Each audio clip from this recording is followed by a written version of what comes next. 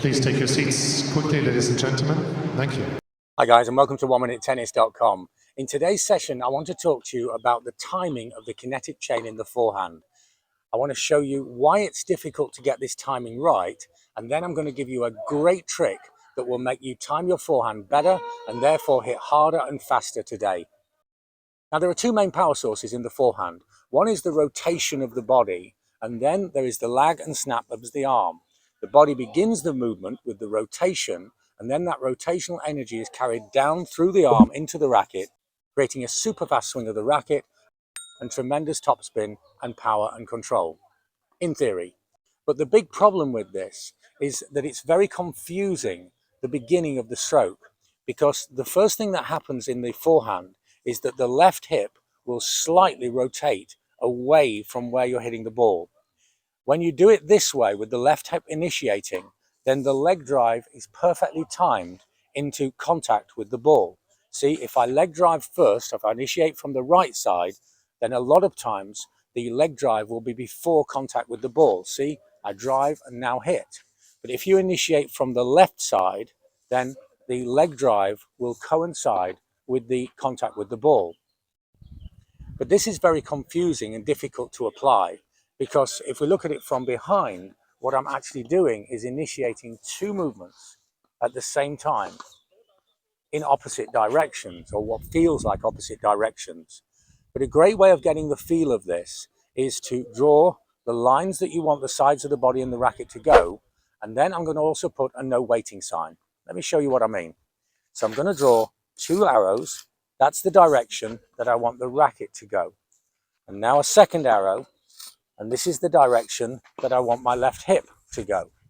And now by here, I'm just going to draw a simple no waiting sign, because the racket can't wait there. The racket can't stop in this position, otherwise all the energy is lost and we're pushing an inert object through instead of driving a live and powerful racket and arm through the ball.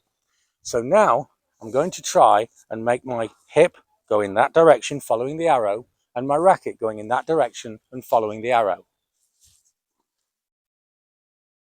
And again, so the racket follows the arrow, the hip follows the arrow.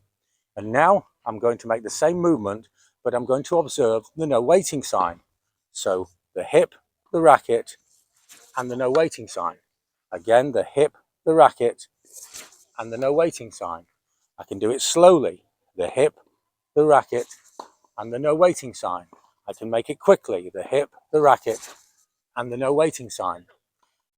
By using these arrows to give you a guide on where the body and where the racket and where the arm should be moving, the sequence and timing of the kinetic chain usually becomes perfect very quickly. And the leg drive from the right side, I'm not thinking of. It's just a byproduct of the movement of the hip.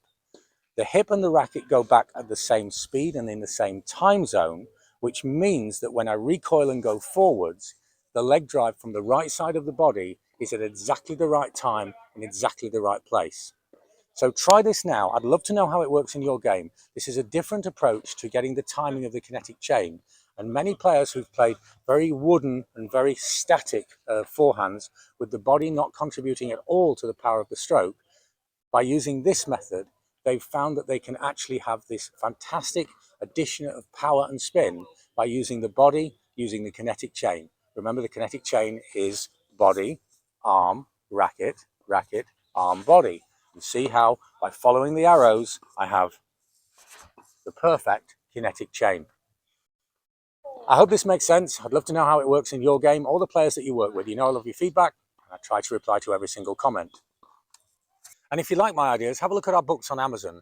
We provide super simple solutions such as this, with very precise information, details and illustration of how to make these changes into your game. And then we also supplement that with information on the physics, the anatomy and the biomechanics of each part of the stroke. And maybe I can help you more with your game. We're helping players in over 30 countries all over the world, of all different ages and all levels, with a unique blend of video analysis and one-to-one online coaching. It's a totally personalized service and it really works. For more information, have a look at the website or email us for details. So use the kinetic chain in your forehand. For many players, it's very confusing to use the body to generate the speed. But by using the arrows and by using the no waiting sign, it's a pretty simple process, and you'll have a more powerful, more consistent and easier forehand today. Thanks for watching, and see you next time for more unique tennis lessons that really work.